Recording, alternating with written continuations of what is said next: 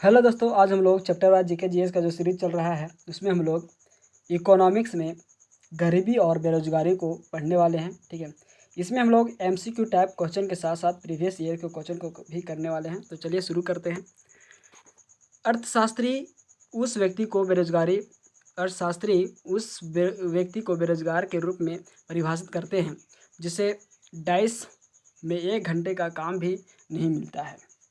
किसको करते हैं? तो आपका आंसर हो जाएगा आधा दिन का भी काम नहीं मिलता है उसको बेरोजगार के रूप में अर्थशास्त्री व्यक्त करते हैं। ठीक है, भारत में छिपी हुई बेरोजगारी प्रच्छन्न बेरोजगारी मुख्य से संबंधित है। मुख्य रूप से किससे संबंधित है? तो आपका आंसर हो जाएगा इसमें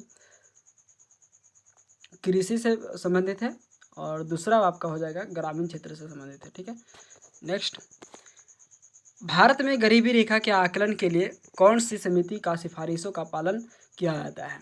भारत में गरीबी रेखा के आकलन के लिए कौन सी समिति की सिफारिशों का आकलन किया जाता है? तो आपका आंसर हो जाएगा लकड़ावाला समिति के सिफारिशों का आकलन किया जाता है। ठीक है, भारत में बेरोजगारी मापन की निम्न में से कौन सी विधि एनएसएसओ द्वारा प्रयोग में नहीं लाई जाती है? किसके द्वारा प्रयोग में नहीं लाई जाती है? तो आपका आंसर हो जाएगा चालू मासिक स्तर पर नहीं लाई जाती है। ठीक है, भारत में गरीबी रेखा को मापने के लिए उपयोग किए जाने वाला एक निर्वाह कारक कौन सा है? तो आपका आंसर हो जाएगा शिक्षा है। ठीक है, भारत में बेरोजगारी के आंकड़े एकत्रित एवं प्रकाशित करता है। कौन करता है? तो आपका आंसर हो जाएगा एनएसएसओ करता है। ठीक है, स्वतंत्रता से पूर्व भारत में दादा भाई नौरोजी किस अवधारणा पर विचार और चर्चा करने वाले व्यक्ति पहले थे? कौन थे? तो आपका आंसर हो जाएगा गरीबी रेखा। दादा भाई नौरोजी किस अवधारणा पर चर्चा किए थे? तो आपका आंसर हो जाएगा गरीबी रेखा पर चर्चा किए थे। ठीक है, नेक्स्ट क्वेश्चन, भारत में छिपी हुई बेरोजगारी का मुख्य लक्षण और मुख्यतः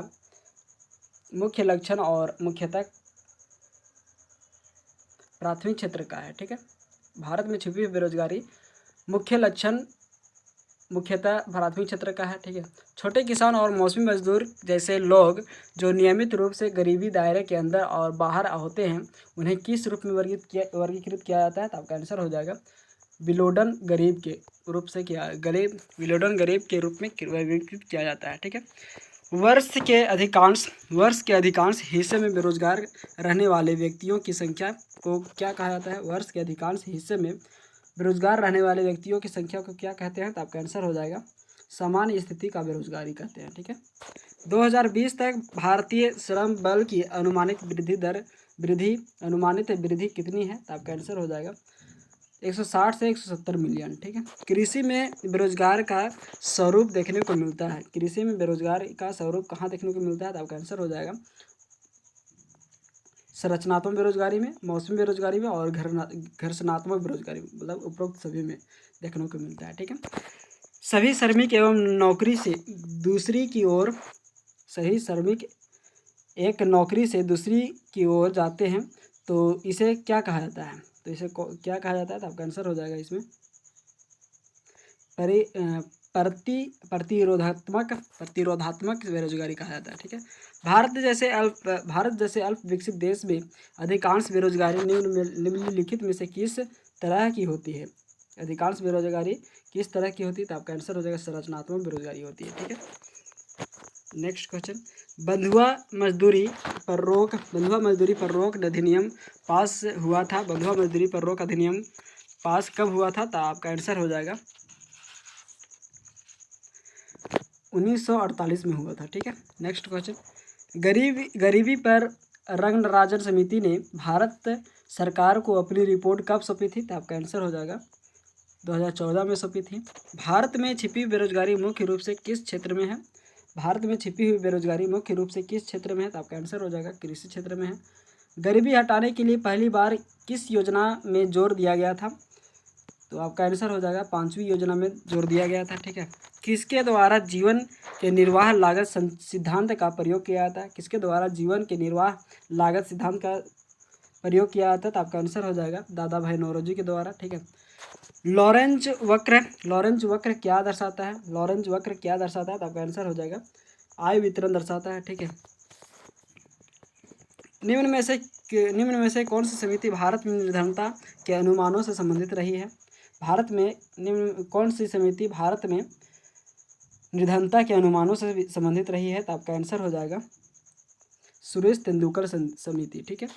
भारत में कृषि में बेरोजगार का स्वरूप है। भारत में कृषि में बेरोजगार का स्वरूप किसका है? तो आपका आंसर हो जाएगा मौसमी बेरोजगारी का। ठीक है। और दूसरा आपका केवल प्रच्छन्न बेरोजगारी हो जाएगा। ठीक है। विषमता समायोजित प्रति व्यक्ति आय अवधारणा का प्रतिपादन किसने किया था? विषमता समायोजित प्रति व्यक्ति आय की अवधारणा का प्रतिपादन किसने किया था? तो आपका आंसर हो जाएगा प्रोफेसर अमर्त्य सेन ने किया था। ठीक है। निम्न में से किस प्रकार की बेरोजगारी भारतीय कृषि से जुड़ी हुई है? निम्न में से किस प्रकार की बेरोजगारी भारतीय कृषि से जुड़ी हुई है? तो आपका आंसर हो जाएगा मौसमी बेरोजगारी। ठीक है। नेक्स्ट क्वेश्चन,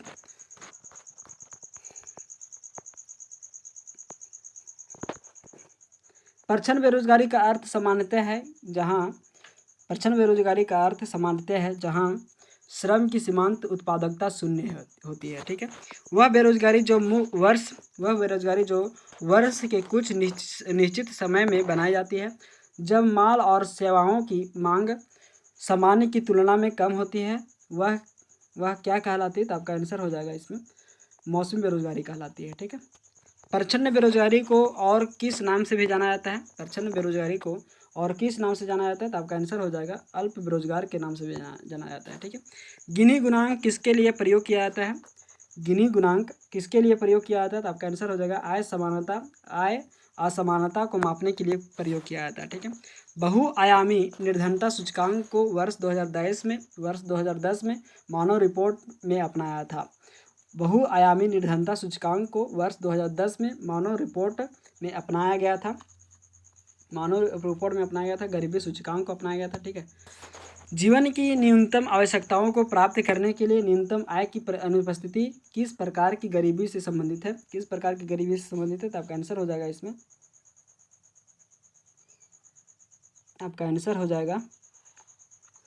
निरपेक्ष गरीबी से संबंधित है। ठीक है। भारत में गरीबी रेखा का निर्धारण करते समय भोजन की न्यूनतम आवश्यकता को ध्यान में रखा जाता है। ग्रामीण क्षेत्रों में प्रति व्यक्ति प्रतिदिन कैलोरी की औसत आवश्यकता कितनी होती है? तो आपका आंसर हो जाएगा ग्रामीण क्षेत्रों में कितनी होती है? तो आंसर आपका हो जाएगा इसमें 2400 कैलोरी। ठीक है। नेक्स्ट क्वेश्चन, भारत में काम के बदले अनाज कार्यक्रम किस वर्ष शुरू किया गया था? भारत में काम के बदले अनाज कार्यक्रम किस वर्ष शुरू किया गया था? तो आपका आंसर हो जाएगा 2004 में शुरू किया गया था। ठीक है। नेक्स्ट क्वेश्चन, निरपेक्ष निर्धनता का क्या अर्थ है? निरपेक्ष निर्धनता का अर्थ है बुनियादी न्यूनतम कैलोरी आवश्यकताओं के संदर्भ में निर्धनता। ठीक है। नेक्स्ट क्वेश्चन, गरीबी के दुष्चक्र की अवधारणा से किससे संबंधित है? गरीबी के दुष्चक्र की अवधारणा किससे संबंधित है? तो आपका आंसर हो जाएगा नरकसे से संबंधित है। ठीक है। निम्नलिखित में से कौन भारत में गरीबी रेखा को निश्चित करता है? निम्नलिखित में कौन भारत में गरीबी रेखा को निश्चित करता है? तो आपका आंसर हो जाएगा इसमें आंसर आपका हो जाएगा योजना आयोग अब नीति आयोग निर्धारित करता है। ठीक है। हेड काउंट अनुपात का संबंध निम्नलिखित में से किससे है? हेड काउंट अनुपात का संबंध निम्नलिखित में से किससे है? तो आपका आंसर हो जाएगा गरीबी रेखा से है। ठीक है। भारत में गरीबी का अनुमान किस आधार पर लगाया जाता है? भारत में गरीबी का अनुमान किस आधार पर लगाया जाता है? तो आपका आंसर हो जाएगा घरेलू उपभोग व्यय के आधार पर लगाया जाता है। ठीक है। इनमें से कौन सा बेरोजगारी का प्रकार नहीं है? तो आपका आंसर हो जाएगा कार्यात्मक बेरोजगारी नहीं है। ठीक है। धन्यवाद दोस्तों। ऐसे ही वीडियो के अपडेट पाने के लिए सब्सक्राइब करें हमारे चैनल एनी टाइम अपडेट को, लाइक एंड शेयर करें। धन्यवाद।